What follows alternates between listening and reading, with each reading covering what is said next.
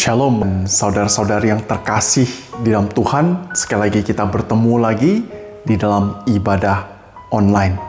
Dan sungguh kita bersyukur jikalau Tuhan masih mengizinkan kita dan memberikan setiap kita kesehatan. Saudara, percayalah ini adalah anugerah dan kasih setia Tuhan bagi setiap kita. Baiklah. Saudara, hari ini kita akan bersama-sama merenungkan sebuah tema tentang pembaharuan budi. Untuk itu mari terlebih dahulu kita membacakan Roma pasal 12 ayat yang kedua. Janganlah kamu menjadi serupa dengan dunia ini, tetapi berubahlah oleh pembaharuan budimu, sehingga kamu dapat membedakan manakah kehendak Allah, apa yang baik, yang berkenan kepada Allah, dan yang sempurna. Saudara, ada satu hal yang aneh bin ajaib, yakni ikan air laut atau sering yang disebut ikan air asin, yang meskipun hidup di dalam air yang asin, tetapi tubuhnya tidak asin selama ia hidup. Tetapi kemudian kalau sudah mati dan diberikan garam, maka akan berubah menjadi ikan asin. Saudara, mungkin hal ini sama dengan orang percaya.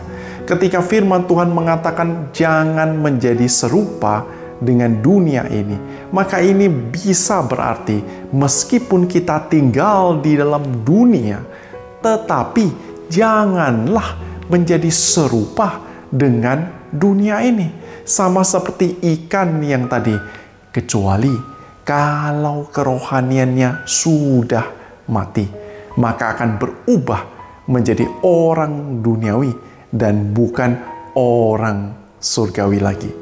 Saudara, memang Tuhan Yesus mengatakan kita diutus ke tengah-tengah dunia, kita diutus ke tengah-tengah serigala. Tetapi janganlah kita menjadi serupa dengan dunia ini. Janganlah kita menjadi serupa dengan serigala. Karena dunia sedang hanyut. Dunia sedang mabuk dengan nafsu duniawinya yang akan membawanya kepada kebinasaan. Untuk itu saudara, bagaimana kemudian kita tidak menjadi binasa? Sebagaimana firman Tuhan hari ini mengatakan, berubahlah oleh pembaharuan budimu. Untuk memahami firman ini, mari kita sama-sama belajar untuk melihat frasa demi frasanya. Pertama, firman Tuhan mengatakan, berubahlah. Saya tahu dan saya percaya bahwa berubah merupakan sesuatu yang sangat-sangat sulit untuk kita lakukan.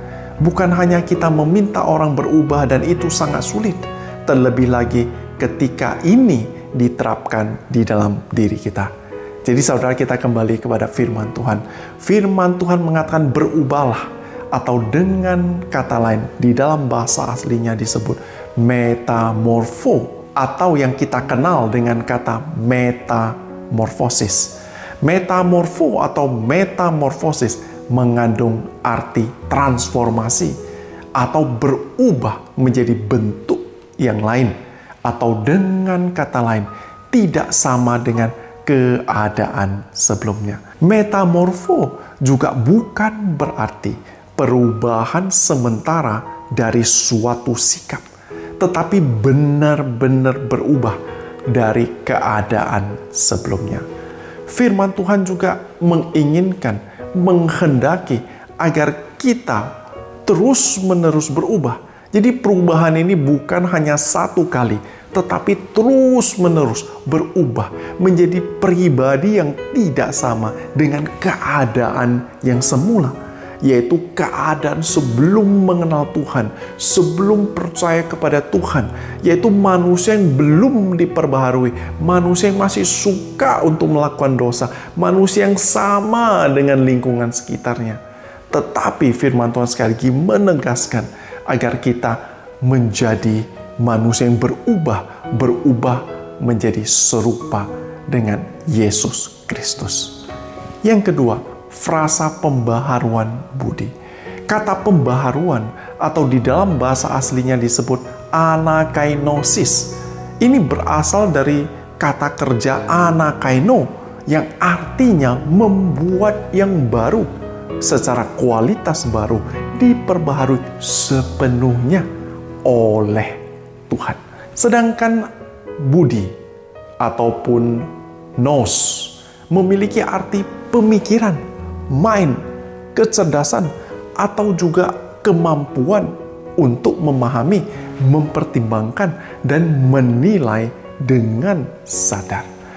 Jadi pembaharuan budi itu berarti pembaharuan pikiran yang terjadi di dalam diri manusia yang disebabkan oleh wahyu atau kebenaran Tuhan dan yang lahir bukan karena usaha dan pekerjaan manusia, melainkan lahir dari pekerjaan Roh Kudus. Sebagaimana Titus pasal 3 ayat 5 mengatakan, pada waktu itu Dia telah menyelamatkan kita bukan karena perbuatan baik yang telah kita lakukan, tetapi karena rahmat-Nya oleh pemandian kelahiran kembali dan oleh pembaharuan yang dikerjakan oleh Roh Kudus. Jadi, orang percaya yang telah diubahkan akan memiliki pikiran yang baru, yang berbeda dari yang lama, dan kemudian akan nampak dari caranya dalam hal mempertimbangkan dan mengambil keputusan. Dan sekali lagi saudara, semua ini, pembaharuan budi, pikiran ini dikerjakan oleh Tuhan, atau firman Tuhan katakan, dikerjakan oleh Roh Kudus. Hal ini sangatlah penting karena kita pastilah tidak mau disebut sebagai orang Kristen KTP, melainkan mau disebut sebagai orang Kristen yang sejati. Untuk itu saudara, mari rendahkanlah diri kita di hadapan Tuhan dan sungguh-sungguh mendengar, mempelajari, dan melakukan firman Tuhan. Karena firman Tuhan adalah wahyu yang diberikan oleh Tuhan agar kita mengerti kebenaran. Dan kebenaran itu adalah Tuhan sendiri. Dan hanya Tuhan yang sanggup mengubahkan kita. Mungkin ada yang bertanya-tanya, kenapa saya sudah menjadi orang Kristen sekian lama, tetapi sepertinya masih belum berubah? Saudara, proses perubahan budi atau pikiran ini bukanlah suatu peristiwa yang terjadi secara sekejap atau semalam, melainkan butuh proses dan terjadi secara terus-menerus. Dengan itu, maka sangat penting sekali bagi kita untuk terus mengisi pikiran kita dengan firman-Nya Tuhan. Dan membiarkan Tuhan secara perlahan-lahan memperbaharui, mengubahkan pikiran kita yang lama menjadi sepenuhnya baru. Saudara, saya ingat ketika saya merenovasi rumah, kemudian saya mengundang tukang untuk melakukannya. Tukang itu berkata satu kata yang saya rasa cocok di dalam firman Tuhan hari ini. Tukang itu mengatakan, "Pak, lebih mudah membangun rumah yang baru daripada memperbaikinya." Jadi saudara, sekali lagi, apa yang Tuhan lakukan di dalam diri kita bukan membuang orang kita yang lama dan kemudian memasukkan yang baru, tidak. Tetapi Tuhan memulihkan kita, dan di sana Tuhan pelan-pelan membentuk kita, kemudian membangun, merenovasi pikiran kita sehingga menjadi baru. Untuk itu saudara, dibutuhkan proses di dalam kehidupan kita. Saudara, kapan perubahan ini terjadi? Yakni setelah kita percaya kepada Yesus Kristus, pikiran kita terus-menerus diubahkan dari dalam melalui firman Tuhan dan oleh Roh Kudus. Tujuan akhirnya adalah agar kita menjadi semakin serupa atau sama dengan Yesus Kristus. Bagian akhir dari Roma pasal 12 ayat 2 menyatakan tujuan dari pembaharuan pikiran, yaitu agar kita sanggup membedakan manakah kehendak Allah. Karena orang yang belum diperbaharui pikirannya tidak akan dapat membedakan manakah kehendak Allah. Itulah sebabnya mereka terus-menerus hidup dengan cara hidup yang lama, cara hidup orang-orang yang tidak mengenal kebenaran, orang-orang yang tidak mengenal Tuhan. Anak kalimat sanggup membedakan kehendak Allah, memberikan pemahaman bahwa ada macam-macam kehendak Allah. Dan di dalam satu ayat ini saja kita dapat melihat ada 3 kehendak Allah, yaitu yang baik, yang berkenan, dan yang sempurna. Yang pertama, yang baik. Artinya Tuhan menghendaki kita melakukan yang baik, dan itu bukan baik menurut saya atau menurut Anda, tetapi baik menurut Tuhan. Tuhan Yesus berkata, kasihilah musuhmu dan berdoalah bagi mereka yang membenci dan menganiaya kamu. Saudara, inilah perbuatan baik yang dikehendaki oleh Tuhan. Yang kedua, berkenan kepada Allah. Ini artinya kita menundukkan pikiran, perasaan, dan perbuatan kita kepada firman Tuhan, kepada kehendak Tuhan. Melakukan apa yang sesuai dengan firman Tuhan dan yang menyenangkan Tuhan. Dan di dalam hal ini sangat dipentingkan ketaatan kita. Dan yang ketiga atau yang terakhir, yaitu yang sempurna. Artinya, kalau sudah terjadi pembaharuan pikiran dan tahu mana yang baik dan membedakan kehendak Tuhan, maka semakin hari, firman Tuhan kan, kita akan semakin sempurna, yakni menyerupai Yesus Kristus. Saudara, jadi kita sebagai orang Kristen atau juga disebut murid-murid Tuhan Yesus haruslah mengalami pembaharuan pikiran sampai mencapai kesempurnaan menurut standarnya Tuhan.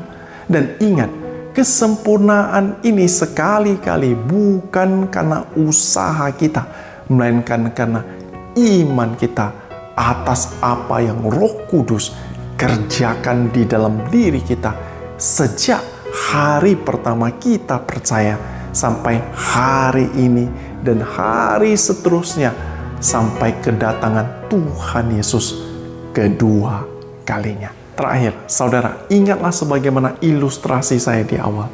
Ikan air asin meskipun tinggal di laut, tetapi ia tidak menjadi asin.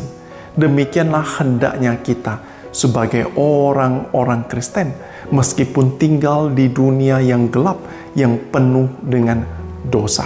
Hendaklah kita tidak menjadi serupa dengan dunia ini. Sebaliknya, mengalami perubahan pikiran dan menjadi pribadi yang berkenan di hadapan Tuhan. Kiranya Roh Kudus menolong kita semuanya. Amin.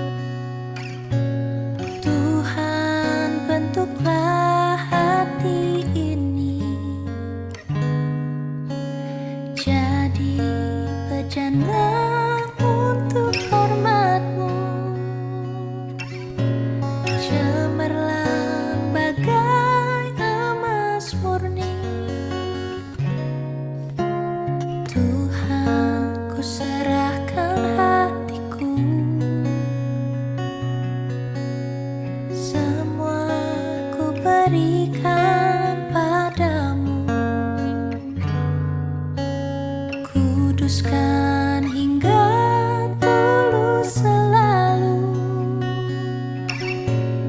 agar aku menyenangkanmu, menyenangkanmu, senangkanmu. Hanya itu kerinduanku, menyenangkanmu, senangkan hatimu. Hanya itu kerinduanku.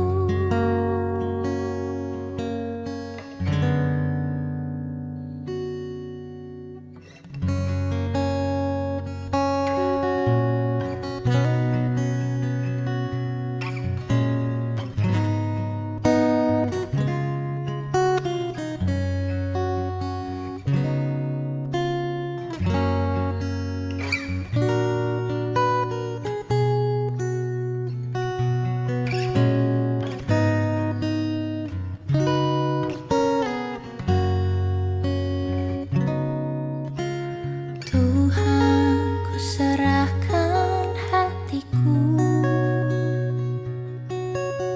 semua ku berikan padamu. Kuduskan hingga tulus selalu, agar aku menyenangkanmu, menyenangkanmu, senangkanmu. Hanya itu kerinduanku, menyenangkanmu, senangkan hatimu. Hanya itu kerinduanku, menyenangkanmu, senangkanmu. Hanya itu kerinduanku, menyenangkanmu, senangkan hatimu. Hanya itu kerinduanku, hanya itu kerinduanku, hanya itu kerinduanku.